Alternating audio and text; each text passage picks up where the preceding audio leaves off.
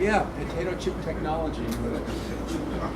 So let me just take a couple of seconds to introduce someone who we all know and cherish.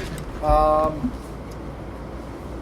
asked me to reach out to Chuck a few months ago, and it is very typical of this crowd. I called him up, I caught him in Rochester, and I explained to him I was trying to arrange this conference and I wanted to get some insight on what he wanted to talk about.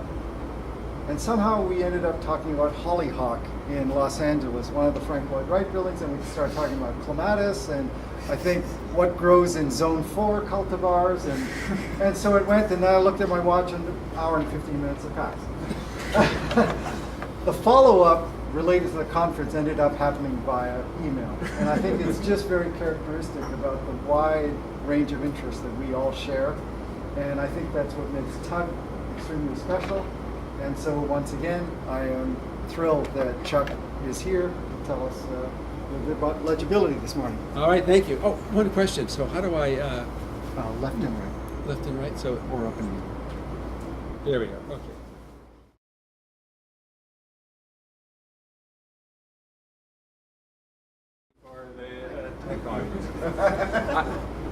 Actually, on the way here, I was in the train station and I saw this wonderful machine full of these objects, and I thought, this is really modern legibility.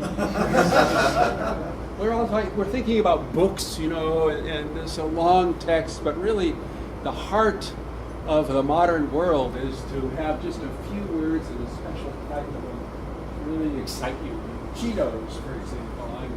I don't eat them, but the crows in my neighborhood like them, so I hand them out. Okay, so just a question of, I'm going to talk about legibility and readability, so I went to Google Ngrams and took a look. Oh, do I need a... okay. And I thought, well, how long have we been using these words? There's often arguments about the difference between legibility and readability.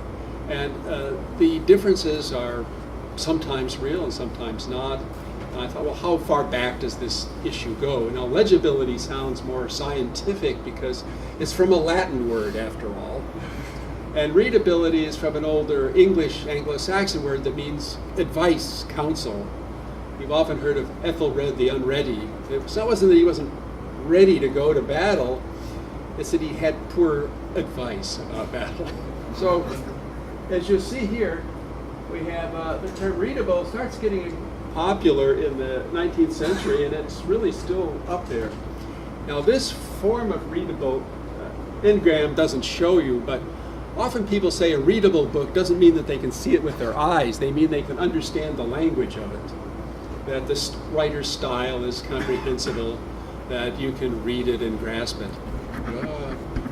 So legibility has kind of hung in there at a low level all this time. So people are more interested in comprehending rather than in what you might think is the technical scientific aspect.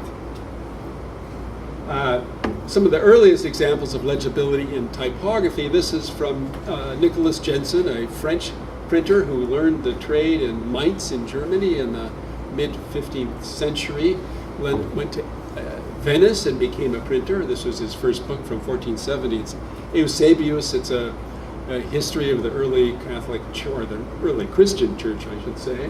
And it's got wonderful qualities which have many times been revived. So you can find Jensen fonts today, and William Morris, the great 19th century printer who revived the art of printing, he thought. He followed Jensen. The Dove's Press followed Jensen.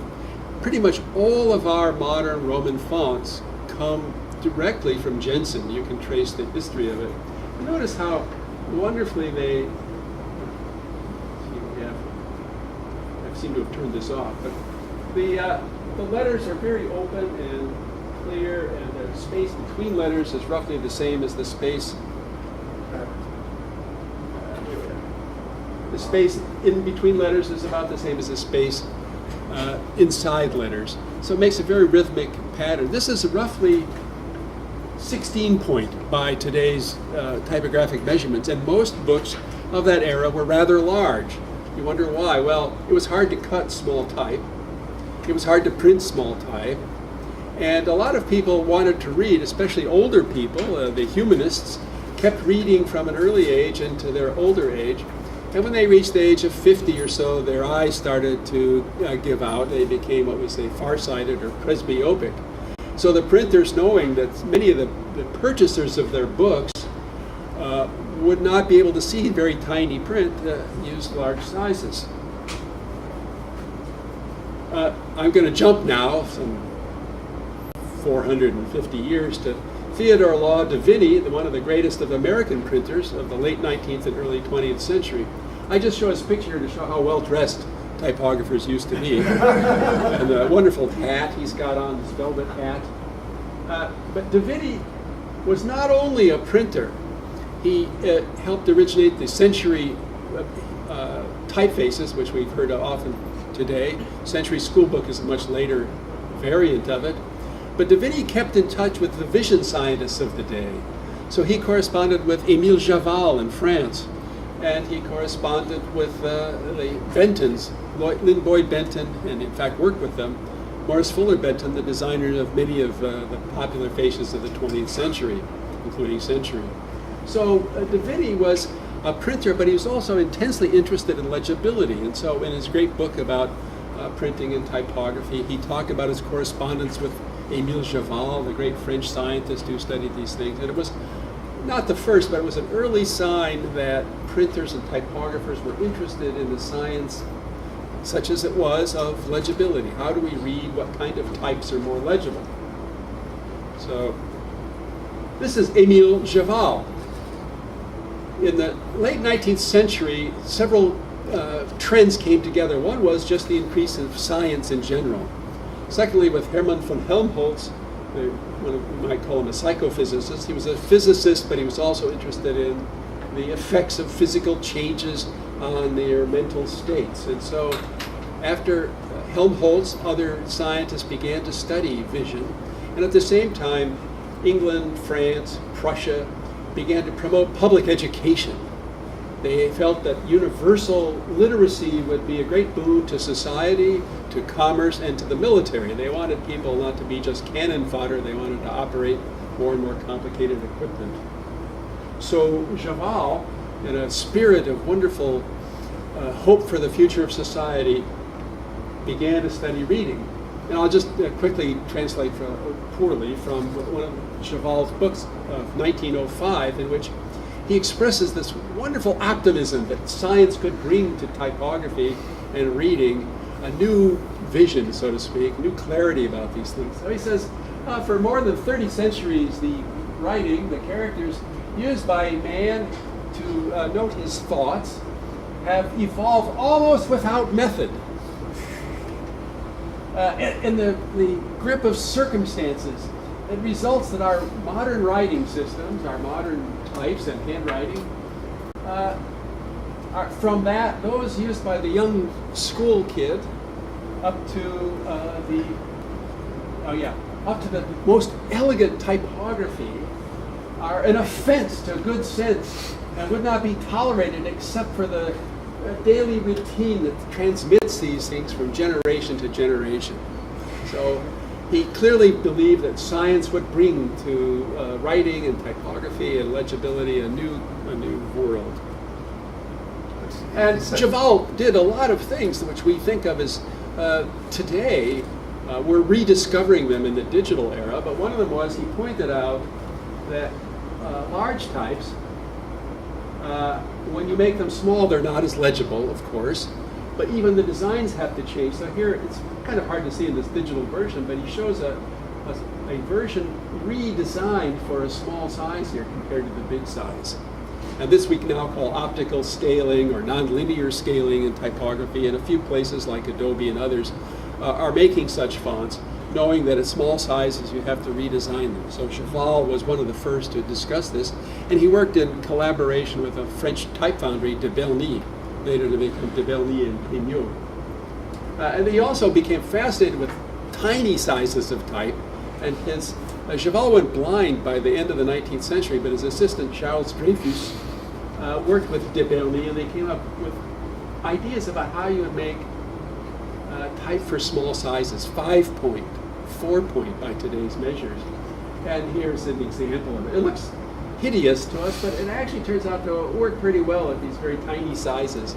And Cheval was one of the earliest to say that one of the biggest problems of type design is to make things legible as they get smaller, thereby saving the printers a lot of money on paper, and but still making it easy to read.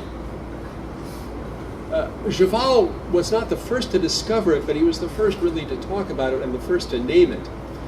His assistant in the lab, Monsieur Lemaire, we all know almost nothing about him, discovered that as people read, they don't sweep smoothly across the page, they jump from place to place and then fixate for a small fraction of a second. Roughly, we read about maybe, we take about 4 of these, 4 to 5 saccades, as Cheval called them, a second as we read. So you jump, you pause, you jerk, you pause. And this came into American parlance with a later researcher whose picture you'll see as saccades. And ever after it's credited to Cheval, but Cheval himself gives the credit to his assistant, which is not always done, but at least he was a gentleman about this. So this is from Edmund Burke Huey. I'm grateful to Kevin Larson yesterday for pointing out actually how this was done. You can read it, but they dosed the eye with some cocaine to deaden it. He said it was called cocainated.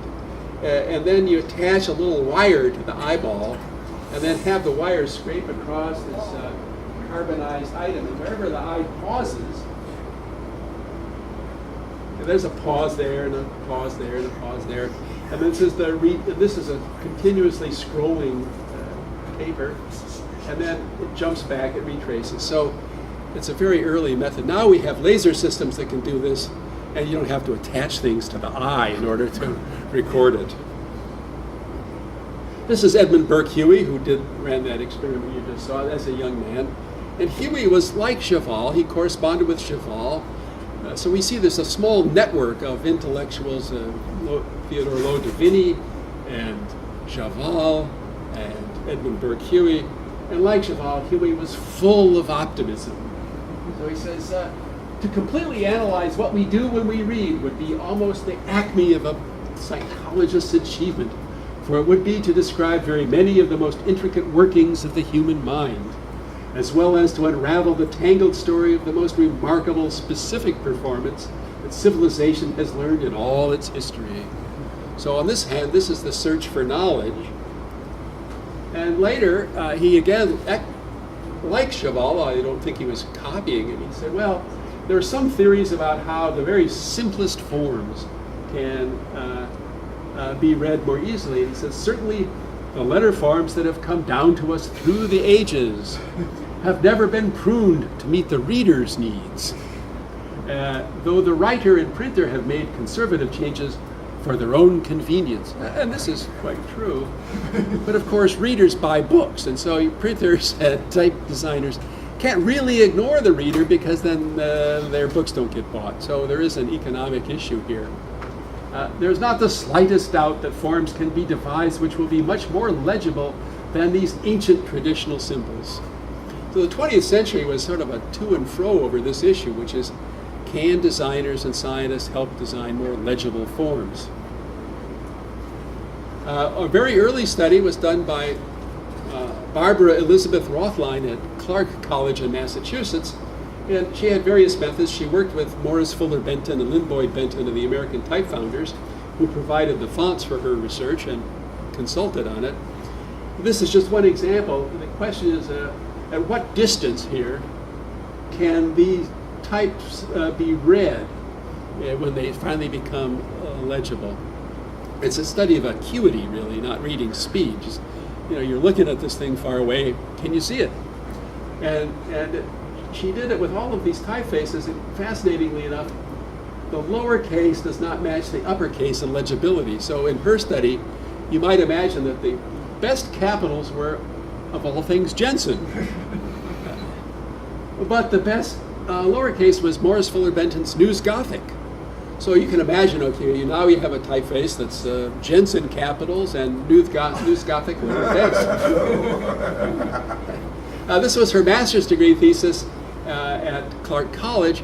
She graduated, published the thesis, and was essentially barely heard from again in the world of reading psychology, which is a great loss because this was one of the earliest and very interesting. I mean, it's very easy to go back and criticize these early studies as though they didn't know as much as we know now. But when I read through the internet and read several recent papers about things, I see that they actually did know a lot back then, and we still don't know a lot today. So Rothlein published this, and it was very important later because Morris Fuller Benton designed a typeface, partially based on this studies that he helped Rothlein with, and it became called Century Schoolbook, which became one of the most popular, widely used typefaces of the 20th century. Not only on its own, but it influenced Linotype's typefaces, which they called the legibility group, especially designed for newspapers. Since those are dying, I'm not going to bore you with a lot of legibility group faces. But Linotype has this sort of smoke and mirrors about how they deeply looked into the history of type. But if you look at Century Schoolbook, done just 6 years before Ionic number 2 or number 5 from Linotype, you see that they didn't have to go back to the ancient days. They could just look at American Type Founder's Century Schoolbook. In 1916, an engineer and a writer, Legros and Grant, published their book on typographical printing surfaces, which was essentially the gigantic encyclopedic Bible of everything you ever needed to know about metal printing type. And they came up with a legibility index in which they would compare, say, two letters. Here's the E and the C and the E, and they overlap them and compare them and measure the amount of area in common. And the more area in common, the less legible they surmise because they're less distinguishable. The long S here, which has a bar to the left, is almost identical to the F, which has a crossbar going all the way through. And they say that it's a very good thing that we've stopped using the long S because now we don't have to confuse them. The problem with this study, and it affected designers because the images are really very interesting, they never actually tested this on anybody. So it's a wonderful proposal for measuring legibility if they had actually been tested to see whether people can read anything faster. In 1926, R.L. Pike, a British psychologist, reviewed essentially every paper that he could find on legibility studies to help the British medical authority decide on what typefaces should be used for school children. It's been known that since you get children to read at earlier and earlier ages, more and more of them wind up myopic. And the association is clear, the causes are not so clear, but some of us wind up wearing glasses even when we're younger. And so Pike was astonished by the rather poor research he read, and as it says here, 4 times as many writers have measured legibility as have defined it. 3 out of 4 writers have been attempting to measure something, the exact nature of which they have not paused to examine. And this characterizes a great deal of the studies. Nevertheless, I think Pike was the most cynical and interesting of this bunch. He concludes that in order to show strong differences, statistically reliable differences in legibility, you really have to distort the typefaces or do something terrible to them or something wonderful to them, but they got to look different. Sometimes it's spacing, sometimes it's sizes, and so on. So he says extremely large typographic differences must be present before it is possible to say that there is any difference in the objective legibility of types. Of types more slightly differentiated, it is impossible to say that one is objectively more legible than another. Now, designers would dispute this, but this was Pike's view in 1926. At about the same time as Pike began his studies, a psychologist who'd also studied at Clark College, but a dozen years after Barbara Elizabeth Rothlein, Miles Tinker got his master's degree and went to Stanford to study. And what did he study? He studied the legibility of equations at Stanford University. And his mentor there was Frederick Terman, after whom some buildings are named and so forth. And Terman's son started the Silicon Valley, essentially, by finding housing and stuff for graduates. So Tinker got to start measuring legibility of mathematical equations, and then went on to do, over the next 30 years, hundreds of studies. He published over 100 papers. He did hundreds of studies with his partner, especially Patterson. So you often see Patterson and Tinker on over 30,000 subjects. He's got a big University of Minnesota and a lot of students coming in taking psychology courses, and you can give them tests. And so they did. Now, Tinker, this was sort of in a dark area. After all that optimism by Javal and Huey and others, behaviorism ruled the day in psychology. And so, as a colleague of mine said, I don't know if you're here, are you here, Kevin? Said, yeah. He said, well, they're really studying about, birds pecking on seeds. And so it was not really clear what this had to do with the inner world of readers and cognition and comprehension. So Tinker was a rather low-key experimenter, though he did thousands of experiments. And this is an example that was actually aimed at the printing industry, in a sense. He measured here leading of the type and line length to see if some things are more legible, and he did statistical analyses, and it turns out that the optimum here is you have 2-point leading and on several 25 picas, 33 picas, and as you sometimes actually goes down when you have short lines with more leading, and it goes down if you have long lines with more leading, or even less if you have very set solid, that is no leading at all, no line spacing, that legibility goes down. So his book, his 1963 book, compiles all of this stuff in a series of tables. Typographers by the 60s began to not care about Tinker, just when he finally published his book after 30 years of research, because type fashions had changed. Tinker, for example, used a typeface called Grandjean, based on a 16th century type designer. Matthew Carter mentioned him in the movie yesterday. But by the 50s and 60s, the so-called sans serifs neo-grotesques like Universe and Helvetica were popular. And so typographers going to Tinker didn't see any typefaces that they knew and liked, the modern new ones, which presumably are better than the old ones after all, because with all that optimism. This is Matthew Lukish. He was a vision researcher for General Electric on lighting and other matters, and he did a series of studies also on legibility. And Tinker and Lukish had, you might say, an academic, ultimately bitter academic arguments over the research. Lukish wanted to use a method on eye blink rate to measure legibility, whereas Tinker actually measured speed of reading. So in much of the research that followed, Tinker was more successful, or his ideas were more successful, because you can measure reading rather easily. And so, but I want to mention Matthew Lukish, because there are those who believe he was perhaps unjustly ignored by part of the community. Now, speaking of battles, this is great.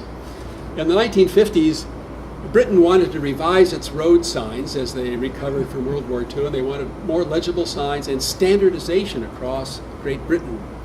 And so the Motor Transport Authority hired two designers, Jock Kinnear and Margaret Calvert. This is actually a little bit after their experience. And they made sans serif letters, a little bit like Occident's grotesque, but anyway, not as extreme as Helvetica or Universe, but they made these signs, upper and lower case, which they thought would be good, and they designed them, and the Transport Authority began to put them up. Then there came along, here's an example, somebody's put their name in their typeface here, Jock Kinnear and Margaret Calvert. I don't know if I have a picture of David Kindersley. David Kindersley, one of Britain's greatest stone carvers of letters. He had studied with Eric Gill. He was the pupil of Eric Gill, and a wonderful character, but an irascible character too, as I know personally. So Kindersley saw these signs. He was horrified at the newfangled European excrescence of these sans serif letters on England's green and pleasant land, to quote William Blake. And he said, well, this is horrible, and we English have, fought for the quality of lettering all these years. And so he proposed a different sort of letter. These are the capitals sort of based on his ideas. And he said, these are really much superior. And then the Calvert crowd said, well, no, they're not. And then Kindersley enlisted several of the old line British typographers, John Dreyfus and others, to support him. And fact is, Kindersley had a very reasonable point. But he wouldn't shut up when the authorities told him to just go away. And so he made such a fuss that they finally had to do experiments to test the legibility of the newfangled Continental. This is kind of an early, a past echo of Brexit, I guess. Long before Brexit, they already knew they didn't want that continental look. So finally, Kindersley was so vociferous, they at one point called him an indefatigable crank. But he was a wonderful artist and of letters and an exciting person. So the Motor Transport Authority had to convene a committee to study the legibility, and they put the signage on top of these cars. And a British colleague said, well, that's a Vauxhall Veloce. He knew what it was. And this is, I think, from a local Air Force, British Air Force grounds, and they put metric or yard measurements here, how many yards away, and then they had this group of people sitting in kind of an English drizzle here. And somebody would creep across this cow pasture in the car, and then they would note down when they could read the sign. So the wonderful result was that Kindersley's lettering was a little bit more legible than but I'll just back up to point out why. Kindersley's was all caps, and the other stuff is cap and lowercase. And although we believe that cap and lowercase is usually much better for continuous reading, for short words, the caps are bigger. And when you're just measuring acuity, that is, at what point can you actually just determine what the heck it is, the bigger letters are more successful. So, having done the study and enlisted the stuff and wasted a lot of people's time and the taxpayers' money, they chose the Margaret Calvert and continental invasion of England. So, but I just love it. I think that's one of the best experiences I've read in reading. Can you hold that? In St Albans, I'm rather glad they did, because I don't like dots after the T. Oh, yes, that's true, yes. Yeah, I don't like that. Okay. Yeah, you don't like the dots. Yeah, no. I think you're right. But now, that was in the late 50s, early 60s. In the 1960s, a group of psychophysicists kind of broke free of the behaviorism in the terms of psychology of vision. And this is a thing called the contrast sensitivity function. How many of you have ever seen one of these things? Yeah, okay.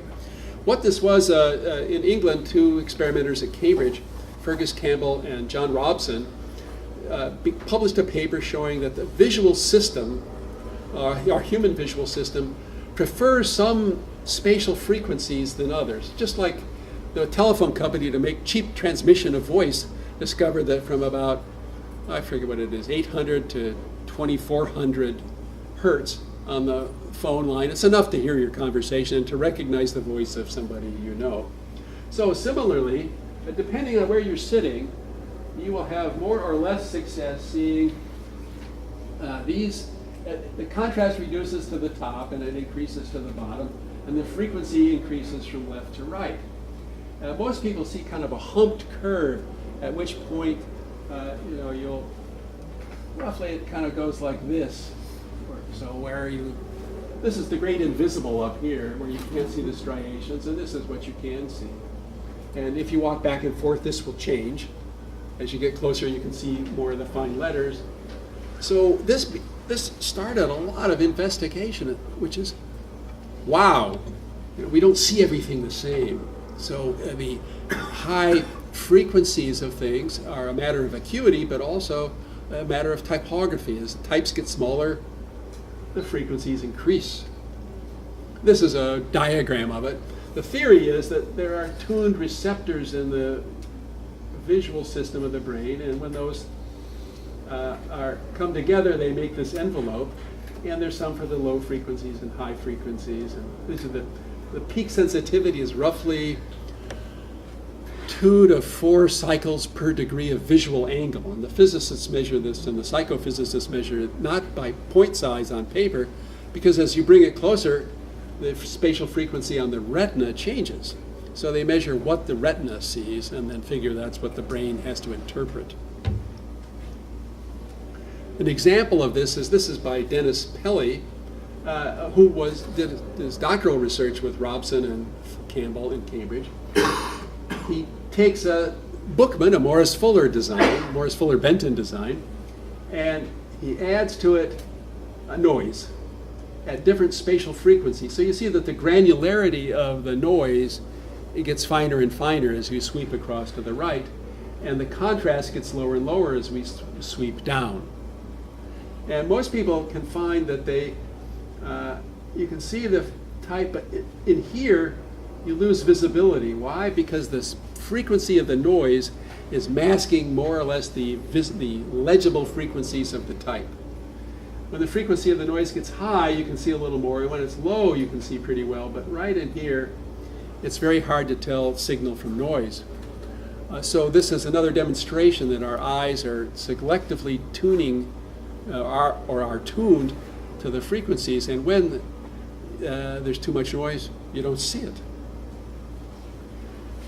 Another person, Gordon Legg, who studied as a postdoc with Campbell and Robson, did later research, and he discovered the fascinating thing about type and legibility based on reading speed, just like Tinker had done a generation or 2 generations earlier. Here, this is in a logarithmic scale, but basically what Legg found is that this is speed of reading, which is very slow here and very high up here. As you increase the size, from a very small size, this would be a roughly 4-point type down there. And this would be roughly about 9-point. Suddenly there's a steep cliff here. As the type gets smaller and smaller, legibility, or in terms of reading speed, goes way down. Then it reaches sort of a plateau for a long time, a slight hump, but very full. And that plateau lasts from roughly 9-point to about 72-point if you're actually thinking about reading a book. So there's a long level there where size doesn't seem, increasing the size does not appear to increase reading speed. And then as it gets really big, your vision again is not able to see it, partially because the letters are so big, you only get 1 word per page or so. So there's about a 10-fold range in which size does not affect reading, except to small extents. Up here, you wonder wow, that person's reading really fast. What's that? Now that's rapid serial visual presentation. A theory is, and it's maybe 90% true, if you just blast the letters or blast the words at somebody on a screen without them having to move their eyes and make those saccades and fixations, reading speed goes way up. So you can get 1,000 words a minute or so. It turns out, however, that effect does not last long over, say, a long text like a novel. Your reading speed kind of slows down. And of course, there's the annoying part of RSVP, which is if you haven't understood something as opposed to seen it, it's kind of hard to go back, because it's just blasting this stuff at you. I haven't seen some of the latest movies, but I'm sure if I went to the blockbusters of the summer, it's the same idea. But there, you don't have to read, so you're okay. Legg and I did a study to see, well, how does this work in practice? So we know what goes on in the laboratory, but what about practice? Because in practice you have not only vision, but you have economics. I looked at newspapers, magazines, and books. I looked at 300 newspapers and 300 hardback novels and not quite so many magazines. What sizes are popular?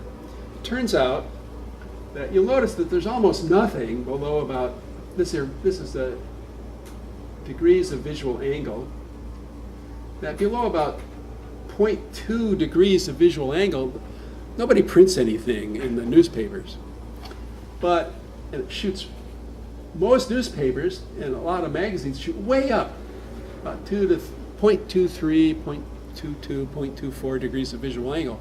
What's going on? Well, what's happening is newspaper is so expensive, it's about 75 to 80% of the running cost of printing a newspaper.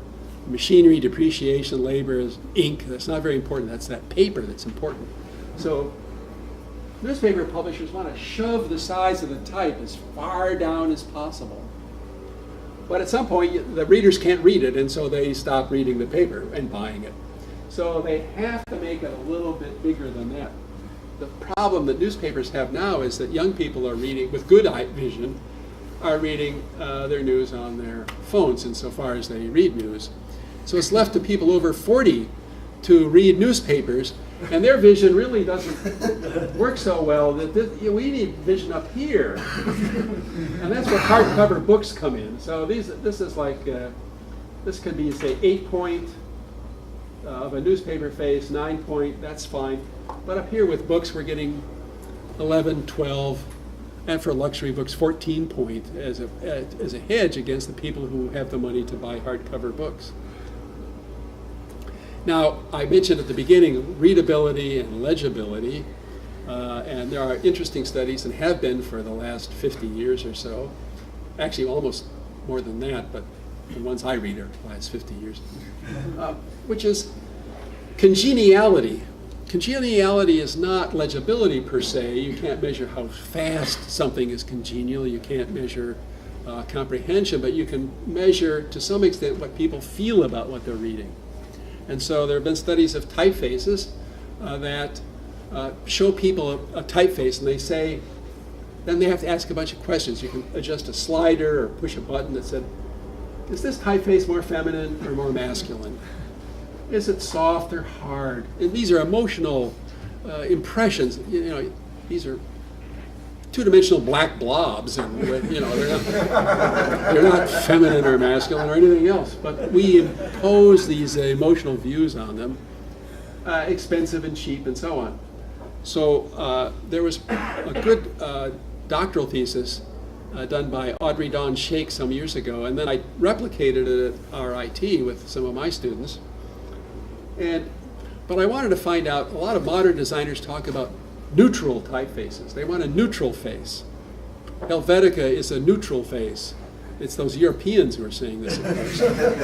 So, and I mean no offense to Europeans or to our British typographers as well, but these are views that one has. So we measure these semantics, as it were, the semantic differential of the types, and we took the zero baseline, whether something was more feminine or more masculine or more relaxed or more stiff and so on. And so this red line would be utterly neutral. If there is a typeface that's totally neutral, shouldn't it be exactly between all of these binary oppositions? We couldn't find any typeface that was neutral. And so here's Arial Roman, that's the blue. Look there, it's pretty strong on masculine. And here's Times Roman, which is just a little bit feminine. It's those serifs and the thick, thin, I'm not sure, because we're talking about, college freshmen and sophomores here, so. But they are making decisions, and it's fairly reliable. I plotted it on a polar graph. It's the same information, but you can just sort of see these wandering curves here, that the blue is stronger on the masculine side and on the harder side and on the rugged side. But then Times Roman is a little more expensive looking. So this is why when you look at the ads for handbags and stuff, they're often in a very thick, thin Bodoni type. Thick, so then we measured a typeface family, and of course the italic is different than the Roman, and the bolds are different, and so you kind of get a cloud of impressions, of semantic feelings about the types. It doesn't necessarily mean it's more legible, that we didn't measure that, but you do get this, and you can compare a lot of it, so I won't go into it, but a lot of our impressions about types are based on these kinds of thoughts and feelings. On type size, I thought, well, okay, let's go back, and I went through several studies and books. I measured several incunabular books from before 1500, and then a bunch of books from the French 16th century, and then, not books, I'm sorry, these are type specimens essentially, the early ones are books, to find out what sizes printers really used. Turns out the red lines here are 15th century Italian types. They're big. A lot of them are around 14 point, 15 point, 16 point, small 18 point. Why? Well, you have readers who can afford a book, which is still important. They are probably not always young. Their eyes maybe aren't corrected with eyeglasses, and they may be getting older, so they have presbyopia. And so the printers very intelligently made big type. As printing became competitive, as opposed to, say, competing against manuscripts, which is an easy job, when it becomes competitive with other printers, the type sizes start to go down. And we see the blue types here, and those are the 16th century French types, and they start getting pretty small when you look at printer specimens. And then by the time we get to Caslon and Baskerville, especially Caslon, who had many sizes, you find a whole bunch of sizes here, 9, 10, small pica, which is 11, pica, which is 12 points, roughly by today's standards. So I hypothesized that this would be the same as what the books were published as. So a colleague at RIT, Richard Zanibi, and I proposed to Google that we do analysis of type sizes in a bunch of Google books. And so Google helped us, and we analyzed 22,000 books printed between 1470 and 1660, roughly. And this is an example of what you see here, digitized books by Google Books. What happens is this is a scan of a line of type. So that's a modern Baskerville.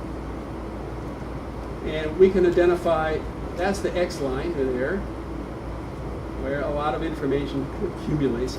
Imagine that you've got like a cheese grater and you're slicing through the line of type and adding up how many times it hits a pixel.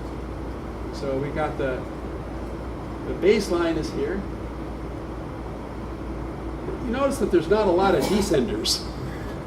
English doesn't happen to use that many. And the ascenders, there are more of them. And there's some serifs up at the top. So, and this must be the crossbar of the E, and a few other little things up there. Since E is the most frequent letter in English, the crossbar actually shows up. But in the Google books, it's murkier. And so we don't get quite as beautiful cross lines, but you still see that's the baseline, that's the E crossbar, that's the X line, and those are the ascenders and they're the descenders. So we analyze this, and you get numbers, and because you're just counting pixels. And so we looked at this several ways. One is, what is the average X height? And as we look here, average X height's about, I'll explain this, yeah. So about 4 points roughly, 5 to 6 points. And we see this huge hump right here. This is corresponding roughly to 9, 10, 11, 12, 14 point type. These are the most popular sizes in 200 years of printed books. Now remember, these correspond rather nicely to the minimum sizes are getting up above this level here on the Legs laboratory. So it's confirming the laboratory studies. And it's confirming the modern studies of actual printed use, which is you see this sort of a hump in the historical books, more or less like we see in the modern realm, except the historical ones are shifted a little more to the big sizes. Then we looked at the sizes over the decades. what's interesting is that the print size, the X height sizes, the print sizes are fairly big early on, and then they kind of settle down. There's a little bit of bumping around, but it seems that as printing got better and more people were reading, average type sizes fell to a certain level and then plateaued. They didn't keep getting smaller, even as printing got more precise. And I interpret that to mean that readers didn't want smaller type. Printers could make it, and you see it in the catalogs, but it was not for continuous text reading. It's for footnotes and other such things. So you sure didn't compare contracts for mobile phones or manuals for technical things? I'm sorry, I didn't quite hear the first part. I said what you never compared is, for example, a manual for a mobile phone. Oh, it's true. This study was done a few years ago, so. But actually, there's a new study. We can discuss that. But and here again, but then we said, well, okay, those were all for Roman types. Well, not all, but many of them for Roman types. Let's compare type styles over the same period. So you see initially, this is Gothic, the reddish color, and we see a lot of Gothic types early on. And then as Italy first, then France, eventually England and Holland to some extent, shifted from Gothic, that is to say black letter, to Roman, we see the blue come in. So, but this is a matter of culture and fashion, because the type size is stable. So type size seems stable, fashion seems to change over time. And then there's this wonderful period in the 15th century where italic comes in, and many italic books were all in italic. Today it's a companion to Roman, but when it first came along, it was a separate design. It's sort of like the theory of eukaryotic organelles, that our modern cells have both ancient qualities, but they've somehow absorbed some organelles from, like mitochondria, from some other related organisms to make the modern cell. And so the modern typeface family began to combine these two different styles toward the end of the 16th century. In England, the crossover point is around 1580 to 1590. Before that, you see a lot of Gothic, and after that, you see a lot of Roman. Interestingly here, we think of Gothic as not as legible, but actually tends to, on the average, have a bigger X height. So just because of the way it's designed. Yet, these things are fairly stable. This, a question that everybody wants to know, and is very difficult to answer, is which is more legible, serif or sans serif? And there's a number of studies where somebody takes Helvetica and Times Roman, which were on every laser printer, and still are, and compares them. But that ignores the fact that the stem weights are different, that the spacing is different, that the X heights are different, that the thick to thin ratios are different. It's ignoring all that. So a study I did, you were a subject in the study, Carl? Yeah. With Bob Morris and Dean Yeager and Kathy Aquilante. No, I just read it. You just, were you, did you? No, I wasn't. Oh, you didn't do it, okay. Well, Carl was vaguely associated with it. So for this study, I took a typeface, Lucida Fax, which just had slab serifs, and I cut the serifs off and I slightly readjusted things. And so the two types are identical in spacing, width, stem weights, hairlines, all features except that the sans serif has no serifs.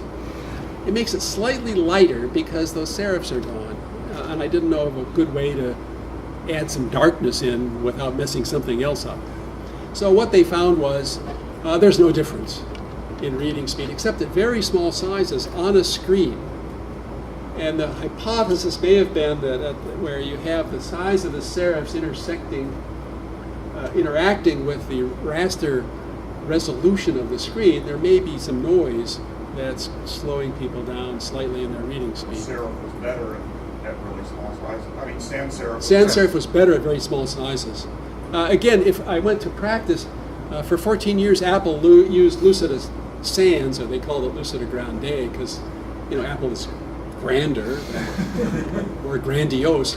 Actually, they didn't use grandiose, but and it's a sans serif. It's not quite like this one. It's a little bit better for screens, but it was a very successful screen font, and still is. Other systems use it as well. Plan 9 from Bell Labs, for example. Oh, yes. So, sans serifs on the screen resolutions of the previous era were more successful. If you're talking about cell phone manuals, though, e-readers, now serifs are coming back in as resolutions get very high. So there may be something to this hypothesis.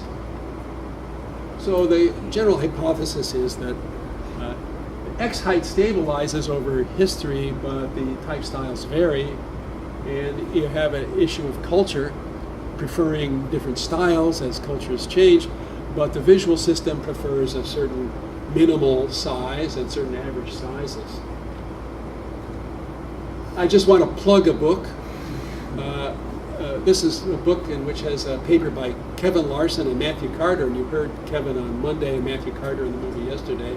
There's a paper there on optical sizes drawn by Matthew and analyzed by Kevin to see what are the advantages of making types designed for small and large sizes. Parts of it are predictable, but some parts are not, and so I think it's worth reading the paper. This book just came out this year, and so there's many other fascinating things in it. And I think that ends my talk. Yeah, so I'm ready for questions.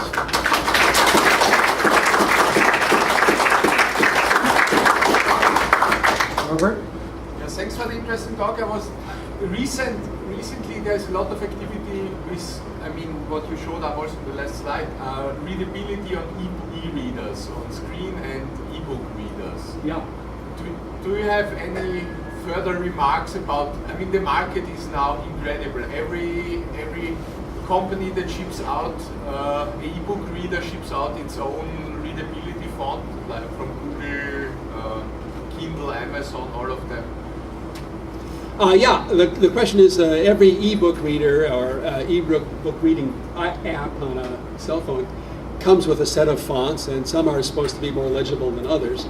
And the question is, there is almost no study that I know of that actually measures reading speed or readability in a general sense for these fonts. However, there are issues where the different technologies used, whether it's LCD displays at 300 dots per inch or e-ink at 300, or my latest iPhone is 400 dots per inch, pixels per inch. And Monotype, Steve Madison at Monotype and some others took existing typefaces like Baskerville and heavied them up to deal with the other problems of these small sizes. This is something that Chris Holmes and I did with Lucida, and I'll talk a little about it this afternoon, 32 years ago for low resolution as well. So people tend toward the same solution, which is if your screens are not that great and they're not as good as print, you have to do things to adjust the type to the screen. There are a couple of levels where the iPhone and e-readers are actually much better for readers today. One is, as you saw, size is important, and as we get older, our eyes are have less acuity, and we have presbyopia, so we need glasses. So if you're young and your eyes are not that sharp, but they still can focus, young people just hold their phone closer, and that is a great way of increasing the size. Unless you're over about 50, at which point it doesn't work, or you need trifocals or bifocals or lenses. And then it's good to be able to adjust the sizes. So this is a great advantage of these e-readers, that you can change size and therefore adapt to a much wider range of readers, just as in the Renaissance they began making more sizes. The other thing is that for people with true low vision, which means impaired vision, they're like not 20/20, but say 20/40, 20/80, you can adjust the size to a certain point. Many places recommend 18 to 20 point. The New York Times a large print edition, weekly, is 16 point, which is pretty good. But I checked the latest Kindle, what's it called? The Kindle Glow Light Plus. And basically, you can get the size up to like 60 point. So, and it's important because if people can't read very well, and they still want to read, it's the limitation of the reading medium that prevents them from reading. They may read slowly, but they can read. So the Glow Light Plus is actually better than the, I say the Kindle, I mean the Nook Glow Light Plus. It's better than the Kindle, and it's better than the iBooks on the iPhone for this purpose. Another thing that, just one last question. There's a question about dyslexia. Are there good fonts for dyslexia on these things? I did a study 2.5 years ago, found no scientific evidence that these so-called dyslexic fonts were better. But a researcher in Cambridge, Matthew Schneps, discovered almost by accident that using very short lines on his e-readers gave dyslexics a remarkable boost in reading speed and comprehension. So that hasn't been replicated yet, but that may be another advantage, that if you can adjust the line spacing automatically to tune it to your visual needs, and if you're dyslexic or presbyopic, you can adjust the type sizes or the line lengths, then what we are entering is an era where the phone, not the publisher, allows the user to adjust these things, which I think is a great thing. I don't always like the looks of it. Aesthetically, congeniality goes down, but raw legibility is going up on these devices. And I think somewhere I've said we need more. Now, printing barely changed for 400 years, and iPhone and e-reader technology changes every 2 to 4 years because Moore's law is running it now, or slowly it's pulling it along. Okay, so I think Moore's had it. Yeah. Okay. When you mention the difference in the technology of the displays, what I hear more of lately is a difference expressed in terms of reflectivity versus emission. And the results are usually looked at for fatigue. So rather than a scale of legibility, or there's some, what is the connection between a scale of legibility and a scale of fatigue? You have a situation where when people are reading a display that emits light, they get tired faster. When they read a display that is e-ink, reflective light, they can last longer with their, they can be awake longer in a sense. They can pay attention more. So it seems to be another axis here, not just legibility, clarity of the type, but how much energy does it take to actually read the thing? Well, this is a question that's come along from the very earliest days, which is reading fatigue. Why does it happen, and how does it happen? And a study done almost more than 30 years ago by my own teacher, Gerald Murch, compared two kinds of visual display terminals, one direct image and one raster display, to reading on paper. And he found that the only one that causes reading fatigue by a measurable amount, which is loss of acuity over time, was on the raster graphics display, bitmap display terminals.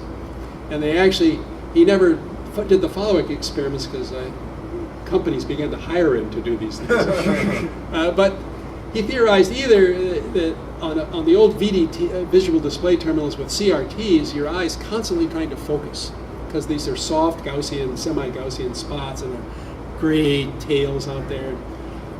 So you're maybe fatiguing because you're trying to focus on the screen. Or maybe the raster itself is just causing the eye to adapt. You know how when you're exposed to a stimulus over time, your visual system or your auditory system or your sense of smell just says, that's always here, I'm going to ignore it. And if this frequency of the raster display is close to the frequency that you want to find information, like serifs and stuff, then your visual system just, forget it. And so you saw a decline in acuity of this, but it recovered in half an hour, which means maybe you could stop reading every half hour. But again, I don't know, there may be studies of, often people use paper as the control and then the screen, and almost always paper's better. but it may not be. Okay. Or is It's a suggestion actually. We are talking about e-readers and so on. Not many people know this, security people know this well, that when you read Kindle, for example, Kindle reads you. It sends to Amazon a lot of information, how, what do you read, when do you stop, how. I wonder two things. First, does it send an information about this font size and font you chose? And B, whether Amazon or some other people would be willing to share the data with researchers, and this would be huge, because the difference is that here are fonts were chosen by readers who are not constrained by money. They don't care what is the font size and how much paper. They're not constrained by anything, and they choose. So it would be a very, very important information. If you heard it over there, if the e-readers which report back to the mothership of Amazon or Barnes & Noble or Apple, the sizes and the font choices, that would be great information. I proposed that in an interview, but I think they cut it out of the interview because I said this would be a great service to readers around the world if they would report this data. Except it's also extremely creepy, as you point out, to think that not only are these companies knowing what you read, are you reading George Orwell? Remember, they removed 1984, a pirate edition of 1984. People bought it, and then overnight it disappeared from the machines because Big Brother didn't want you to have it. So it would be great, but I don't know how to convince Amazon or anybody else. last question to Yeah. First, I must confess that in middle school I was one of the guys who types in points into the black letter. I missed one of your sentences about the legibility of Gothic type. You said the X height is larger. Yes. X height of the early Gothic types tends to be larger than the X heights of the Roman types of the same era. And the reason is that just the way that the handwriting evolved over the centuries wound up with rather short extruders and rather big X heights. And so, on the one hand, you'd think big X height of the Gothic type should make them more legible. On the other hand, they have a lot of other features, the curlicues and schnurkles and stuff of the caps that may, especially to modern readers, make them unfamiliar. So, for example, black letter is familiar to most Americans and many people in Europe at Christmas time, because the messages are rather small number of possible messages, and we know what it is, and for about a month everybody can read black letter. And then we go back to Roman. The other is that Lucida black letter, just as a point of information, it's based on the very first books that Caxton printed in England. It's a Burgundian Batard style. It was popular in the Low Countries. And when we began to do a black letter, we wondered, should we do a textura, that's Old English? Should we do a Fraktur, which was pretty much combined to the German-speaking countries? We said, let's do the very first kind of type that Caxton used. It's not an exact copy. It's modernized in many ways, but it's basically if you used it, you're hearkening back to Chaucer, printed by Caxton, and the Aeneid, published by Caxton. So it's that sort of thing. Yeah. And I'm going to take the last comment or question. You mentioned about being constrained by commercial constraints. So I'm interested in how much that influences this blank page or clean slate legibility. For instance, the New Yorker, translating the New Yorker to digital, they retained their brand fairly well.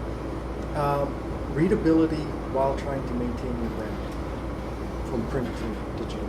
Well, yeah, I think that the headlines from the New Yorker uses that distinctive font, and I don't know if they keep the Caslon. I haven't looked at it online or in e-readers, but now that you can choose types, then people who make apps of their magazines can often choose their own their house brand and make that work. The New York Times uses Cheltenham for a lot of its stuff, and so for the headlines. So one way is to just stick to the large sizes, which are evocative and express the brand, and use whatever is technically most legible for the small type. That's one thing that people are doing. there's a problem that people have been complaining lately about the Apple user interface, which is it was always easy to use, but now it's been drifting over to more chic and hipster stuff. And so it turns out that you can only go chic and hip so far before you begin to lose comprehensibility and legibility. But you know, as we saw, fashions change. We went from Gothic to Roman to Italic to back to Roman. So there are these oscillations in this. Thank you very much, All right. Chuck. Chuck is here. Chuck is